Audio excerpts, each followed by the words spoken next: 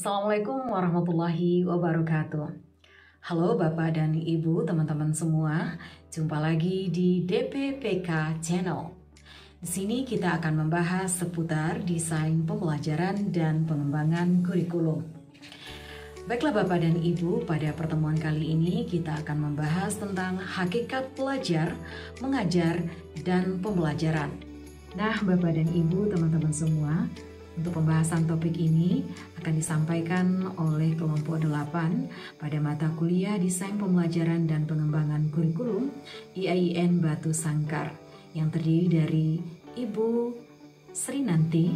Assalamualaikum warahmatullahi wabarakatuh. Ibu Musnida. Assalamualaikum warahmatullahi wabarakatuh. Dan saya sendiri Neri Oktavia, dan tentunya dibimbing oleh dosen pengampu Bapak Dr. Asmendri SAG MPD. Baiklah Bapak dan Ibu semuanya, untuk pembahasan yang pertama yaitu tentang konsep dasar hakikat belajar, mengajar, dan pembelajaran. Mari kita simak bersama pemaparan dari Ibu Srinanti. Terima kasih Bu Neri. Baiklah, saya akan mencoba memaparkan materi tentang konsep dasar hakikat belajar, mengajar, dan pembelajaran. Yang pertama, hakikat belajar. Gagne dalam Mukrima 2014 mengatakan, belajar merupakan sejenis perubahan yang diperlihatkan dalam perubahan tingkah laku, yang keadaannya berbeda dari sebelum individu berada dalam situasi belajar, dan sesudah melakukan tindakan yang serupa. Kronbeck dalam Mukrima 2014 mengatakan, learning is so by a change in behavior as a result of experience. Menurut James Whittaker dalam Damarah Saiful Bahri 1999, belajar adalah proses di mana tingkah laku ditimbulkan atau diubah melalui latihan dan pengalaman. Yang kedua, hakikat mengajar. Menurut Nana Sujana tahun 1989 mengatakan bahwa mengajar berarti mengatur dan menciptakan kondisi yang terdapat di lingkungan siswa sehingga dapat menumbuhkan niat siswa melakukan kegiatan belajar. Mengajar pada hakikatnya adalah suatu proses, yakni proses mengatur, mengorganisasi lingkungan yang ada di sekitar siswa sehingga menumbuhkan dan mendorong siswa belajar. Asmendri tahun 2021. Yang ketiga, hakikat pembelajaran. Pane dan Darwis Dasopang tahun 2017 mengatakan bahwa pembelajaran pada hakikatnya adalah proses interaksi antara peserta didik dengan lingkungan, sehingga terjadi perubahan perilaku yang lebih baik ke arah yang lebih baik. Menurut Gagne tahun 1977 mendefinisikan pengajaran sebagai any activity in the part of one person intended to facilitate learning on the part of another. Definisi ini menjelaskan bahwa pembelajaran adalah segala bentuk aktivitas seseorang yang bertujuan untuk membantu proses belajar orang lain. Demikianlah yang bisa saya paparkan tentang hakikat pembelajaran. Saya kembalikan kepada Ibu Neri. Terima kasih Ibu Srinanti. Selanjutnya saya akan memaparkan tentang ciri-ciri belajar dan proses belajar. Yang pertama, ciri-ciri belajar. Banyak ahli telah berpendapat tentang ciri-ciri belajar ini.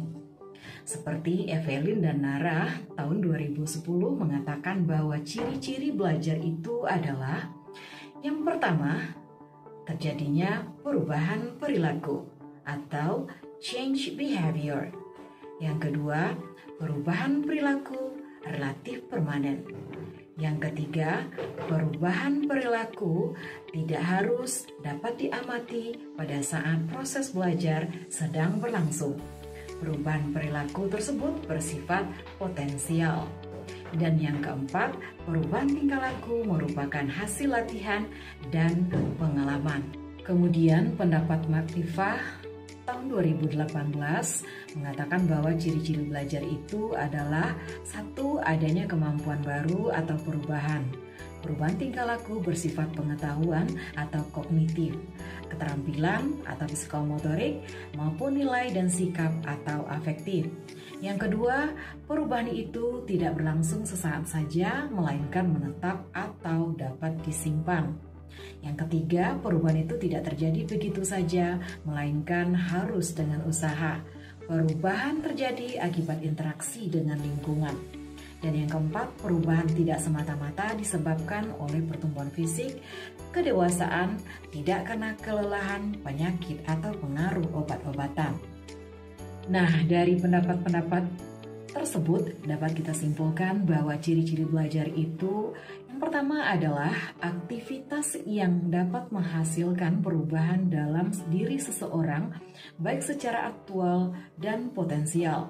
Yang kedua, perubahan yang diperoleh adalah kemampuan yang baru dan ditempuh dalam waktu yang panjang atau lama. 3. Perubahan terjadi karena adanya usaha dari dalam diri setiap individu. Selanjutnya, yang kedua yaitu proses belajar.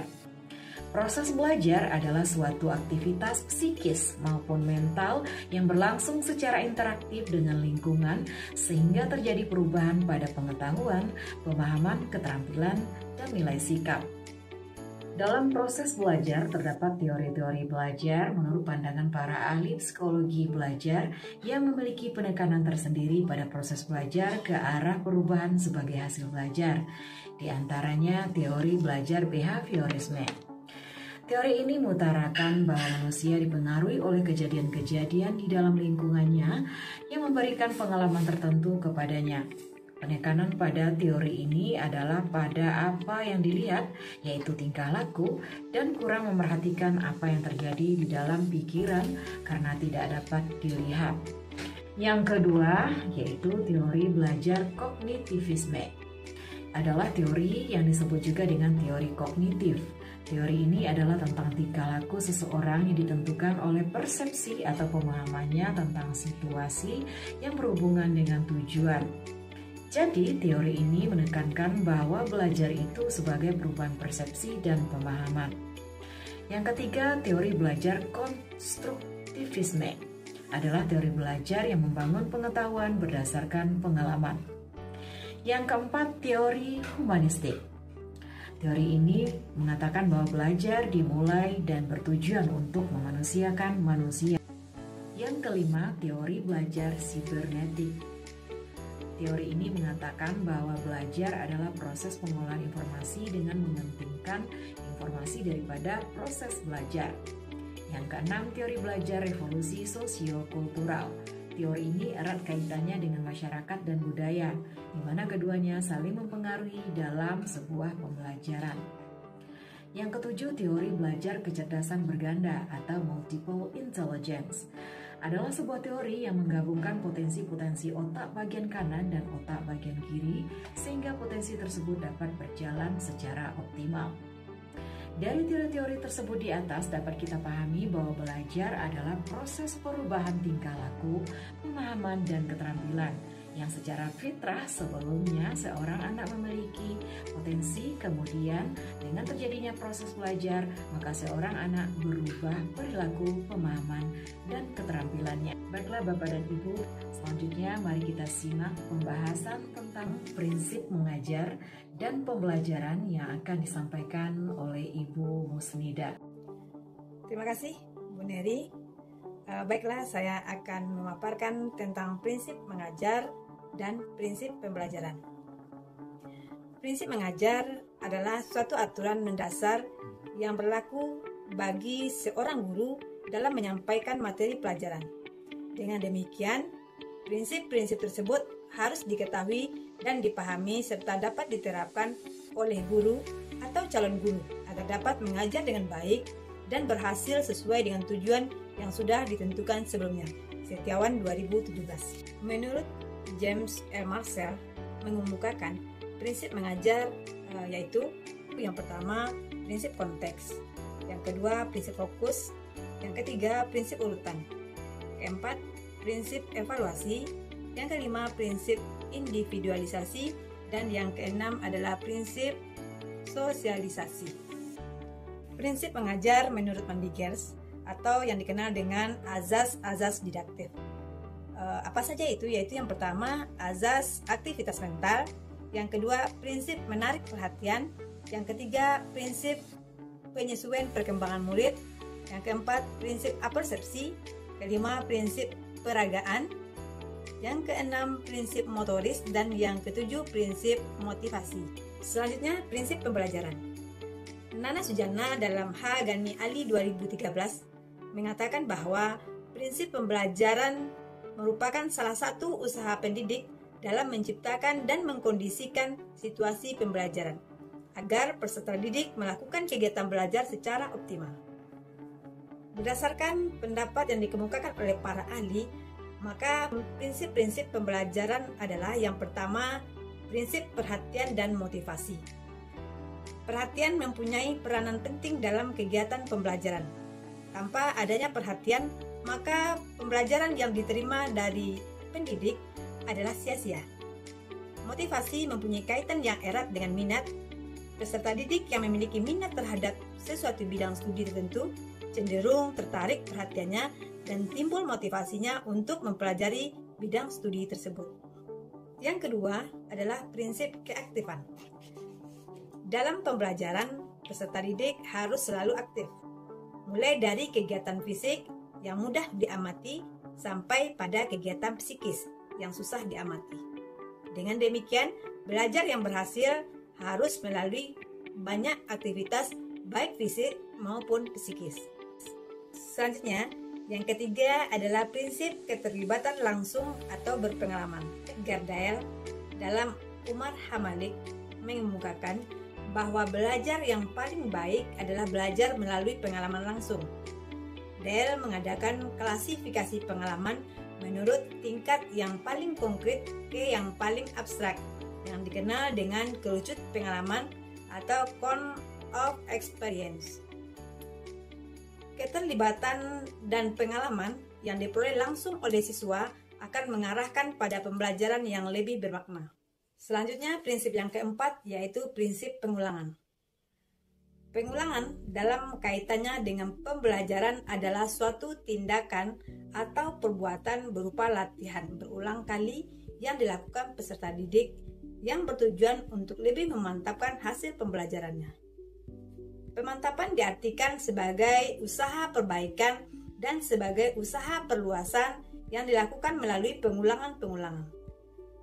Bahan ajar bagaimanapun sulitnya yang diberikan oleh pendidik kepada peserta didik, jika mereka sering mengulangi bahan tersebut, niscaya akan mudah dikuasai dan dihafalnya. Selanjutnya yang kelima yaitu prinsip tantangan. Pendidik harus menghadirkan prinsip tantangan ini dengan memberikan pembelajaran yang berbasis permasalahan kontekstual sehingga mereka tertantang untuk menyelesaikan permasalahan tersebut dan akan menghadirkan pembelajaran yang lebih aktif dan menyenangkan. Yang keenam yaitu prinsip penguatan atau balikan. Peserta didik akan bersemangat dalam mengerjakan tugas apabila mengetahui dan mendapatkan hasil yang baik. Hasil yang baik merupakan balikan yang menyenangkan dan akan berdampak pada kegiatan pembelajaran berikutnya. Pada saat pendidik memberikan umpan balik terhadap hasil yang dikerjakan siswa, maka hal tersebut akan memberikan rasa senang yang luar biasa karena seorang siswa merasa diperhatikan dan dihargai. Yang terakhir yaitu prinsip perbedaan individu. Pada proses pembelajaran yang berlangsung di kelas, pada saat ini masih cenderung dilakukan secara klasikal, yang artinya seorang guru menghadapi 20-30 lebih siswa di dalam satu kelas. Bahkan masih ada guru yang memperlakukan peserta didik secara merata tanpa memperhatikan latar belakang sosial budaya, kemampuan, minat, kesiapan belajar, dan gaya belajar siswa. Kebutuhan belajar murid paling tidak berdasarkan 3 aspek, yaitu yang pertama, kesiapan belajar murid, yang kedua, minat murid, dan yang ketiga, profil belajar murid. Nah, yang ini adalah teori kerucut pengalaman dari Edgar Dale, yaitu kegiatan verbal yaitu berupa membaca dan mendengarkan, dan berupa visual adalah melihat gambar melihat video atau film, dan melihat demonstrasi. Dan kegiatan yang terlibat atau melibatkan peserta didik yaitu berupa terlibat dalam diskusi, menyajikan presentasi, itu masuk ke dalam kegiatan terlibat. Dan yang terakhir adalah berbuat, meliputi bermain peran, melakukan simulasi, mengerjakan hal-hal yang nyata. Keterlibatan dan pengalaman yang diperoleh langsung oleh siswa akan mengarahkan pada pembelajaran yang lebih bermakna. Demikian pemaparan saya. Selanjutnya saya kembalikan kepada Ibu Neri Octavia. Baiklah Bapak dan Ibu, teman-teman sekalian, demikianlah pembahasan kita tentang hakikat belajar, mengajar, dan pembelajaran. Mudah-mudahan apa yang telah disampaikan oleh kelompok 8 dapat bermanfaat. Kami yakin pembahasan ini belum sempurna, oleh sebab itu kritik dan saran yang membangun dari Bapak dan Ibu sangat kami harapkan. Akhirul kalam, wabillahi taufiq wal hidayah. Assalamualaikum warahmatullahi wabarakatuh.